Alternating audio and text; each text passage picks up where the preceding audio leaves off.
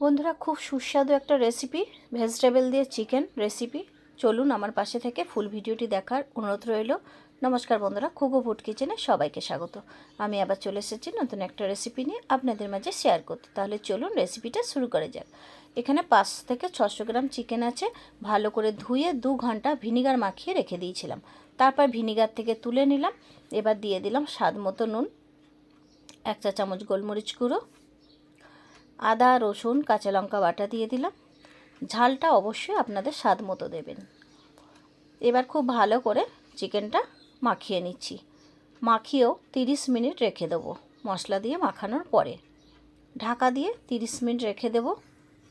বন্ধুরা, দারুণ একটা সুস্বাদু রেসিপি, হেলদি অ্যান্ড টেস্টি।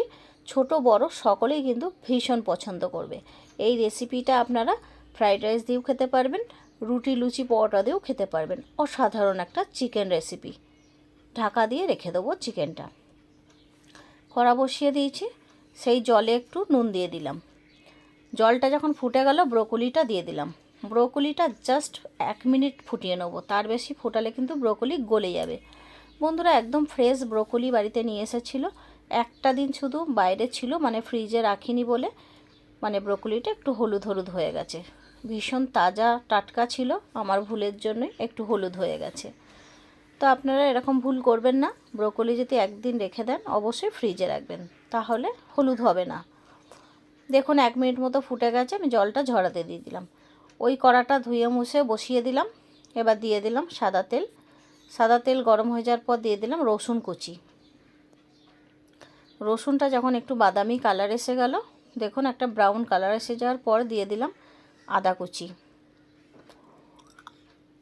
আমি 500 থেকে 600 গ্রাম চিকেন রান্না করছি, সেই বুঝে মশলাগুলো দিচ্ছি। আপনারা যতটা চিকেন নেবে সেই বুঝে দেবেন।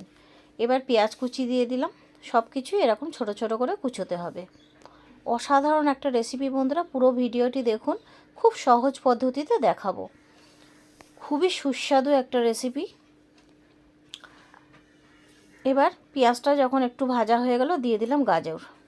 পেঁয়াজ খুব বেশি ভাজার দরকার নেই, 2 থেকে 3 মিনিট মতো ভেজে নিলেই হবে। এবার গাজরটা দেওয়ার পর দিয়ে দিলাম লম্বা করে কেটে রাখা বিনস। আপনারা যেরকম পছন্দ সেরকম সবজিটা কেটে নেবেন। তবে শীতের রান্না, শীতকালে এই রেসিপিগুলোই খেতে বেশি ভালো লাগে। অল্প একটু নুন দিয়ে দিলাম সবজির ওপরে, যাতে সবজিতে নুনটা টানে। তারপরে ঢাকা দিয়ে দেবো। গ্যাসের ফ্লেমটা কিন্তু কমানো থাকবে। সবজিটা নরম হবে কিন্তু কালারটা চেঞ্জ হবে না। কালারটা চেঞ্জ হয়ে গেলে দেখতে ভালো লাগবে না। দেখুন এইভাবে ঢাকা দিয়ে দিয়ে সবজিটা নরম করে নিতে হবে। আমি পাশের গ্যাসে আর একটা কড়া বসিয়ে দিলাম। সেখানে 2 চা চামচ ঘি দিয়ে দিলাম। আপনারা অবশ্যই ঘি বা বাটার ব্যবহার করতে পারেন এখানে। এবার ঘিটা গরম হয়ে যাওয়ার পরে এখানে চিকেনটা দিয়ে দেবো। ঘিয়ের বদলে বাটারও ব্যবহার করতে পারেন, তবে অবশ্যই এখানে ঘি বা বাটার একটু ব্যবহার করতেই হবে। এবার চিকেনটা দিয়ে দিচ্ছি। চিকেনটা সবটাই দিয়ে দিলাম মশলা সহ। এবার গ্যাসের ফ্লেমটা হাই করে রেখে দেবো, কারণ চিকেন থেকে এমনিই জল বেরোবে। গ্যাসের ফ্লেম হাই করে চিকেনটা একটু ঢাকা দিয়ে দেবো 2 থেকে 3 মিনিটের জন্য। 2 থেকে 3 মিনিট পর আবার ফিরে আসলাম। চিকেন থেকে কতটা জল বেরিয়েছে দেখুন। চিকেনটা নরমও হয়ে গেছে, তবে জলটা যতক্ষণে শুকোবে ততক্ষণে চিকেনটা আরও নরম হয়ে যাবে। সুন্দরভাবে এইভাবে নাড়াচাড়া করে উল্টে পাল্টে দিতে হবে।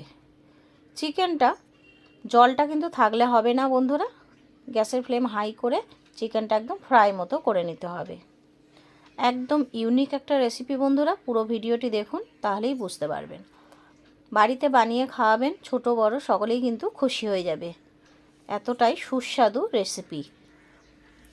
এবার আমি সবজিটা আবার নেড়ে দিচ্ছি। সবজিটা কিন্তু সিদ্ধ হয়ে গেছে। সবজিটা সেদ্ধ হয়ে গেছে, দেখুন বিনস গাজর সবই সেদ্ধ হয়ে গেছে। এবার এখানে আমি ব্রোকলিটা অ্যাড করব। তবে বন্ধুরা, এর আগের ভিডিওটায় আপনাদের আমি বলেছি যে আমার হাতে একটা প্রবলেম হয়েছে, আমি এখন রান্না বান্না করতে পারছি না। তবে আমার হাতের প্রবলেমের আগের এই ভিডিওগুলো শ্যুট করা, তো আমার ভিডিওগুলো রেডি করা হয়নি বলে আর পোস্ট করতে পারিনি আপনাদের মাঝে। এবার কড়াইশুঁটিটা দিয়ে দিলাম।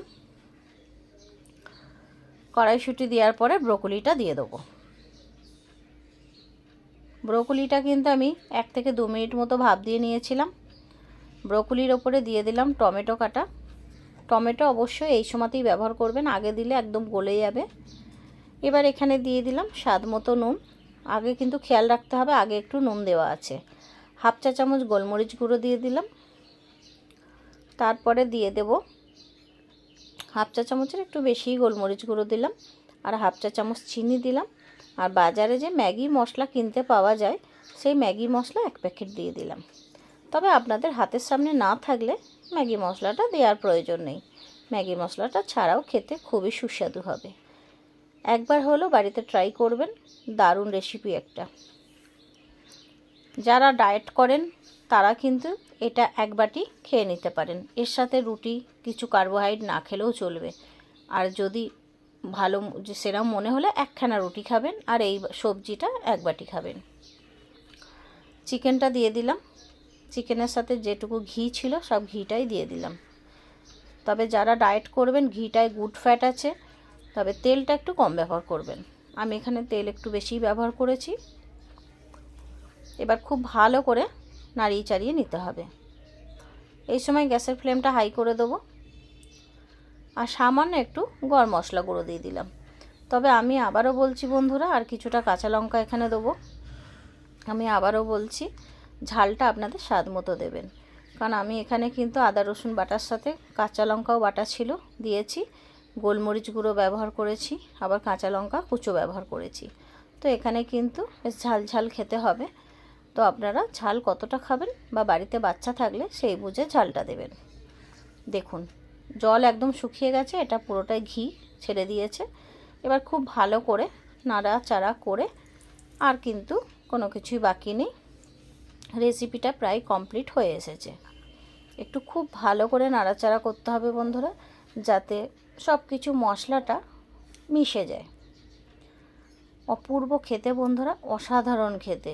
যারা সবজি খায় না তাদের এইভাবে একটু রেঁধে খাওয়াবেন, তারা দেখবেন আপনাকে চেয়ে চেয়ে খাবে। একদমই রেসিপিটা কমপ্লিট হয়ে গেছে। রেসিপিটা কেমন হয়েছে কমেন্ট করে জানিয়ে যাবেন। যদি ভালো লাগে লাইক শেয়ার করবেন। আর পুরনো বন্ধুদের ধন্যবাদ জানিয়ে নতুন বন্ধুদের জানাই আমার চ্যানেলটা সাবস্ক্রাইব করে বেল আইকনটা অল করে দেবেন। যখনই রেসিপি আপলোড করব নোটিফিকেশানটা পেয়ে যাবেন। পাশে থাকা বেল আইকনটি অল করে দেবেন। বন্ধুরা দেখেছেন কত সুন্দর দেখতে লাগছে। এবার যা দিয়ে ইচ্ছে তাই দিয়ে পরিবেশন করুন গরম গরম। তাহলে বন্ধুরা আজ এই পর্যন্তই। ভালো থাকুন, সুস্থ থাকুন। আবার পরের কোনো ভিডিও নিয়ে দেখা হবে। ততক্ষণে সাবধানে থাকুন। ধন্যবাদ।